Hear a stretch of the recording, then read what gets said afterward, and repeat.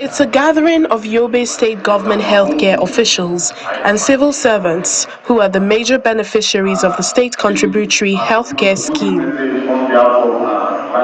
With over 190 beneficiaries so far enrolled into the scheme, this engagement is to receive feedback and complaints from beneficiaries and how best to improve services. It is compulsory, it's mandatory, as long as a civil servant in the state, be it a local government civil servant, a state government civil servant, it's mandatory for you to join the scheme.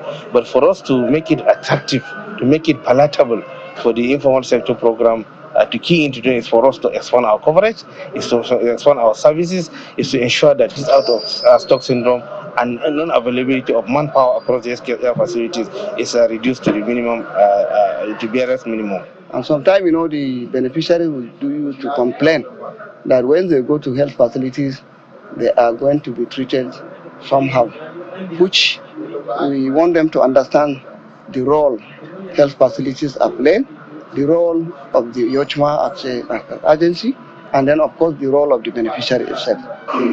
The National Healthcare Insurance Scheme is creating partnerships with all state governments by allocating 1% of the consolidated revenue to provide free healthcare services to vulnerable persons and children under 5 years. This consolidated revenue is expected to cater for the health services of vulnerable children under 5, the ages, and the rest of the vulnerables, which Yobe State is participating actively towards the attainment of the universal healthcare coverage.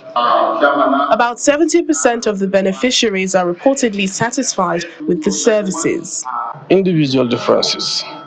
Definitely sure. Some are appreciating while others are complaining about the mode and the way how the YOCHMA operating their services to the humanity in the state. Major complaint that we are receiving from the civil servants at times, the way and the manner they used to encounter during the receiving services from hospitals. Some may be attended, but when they went there to the hospital personnel at times give them headache to respond to their demand.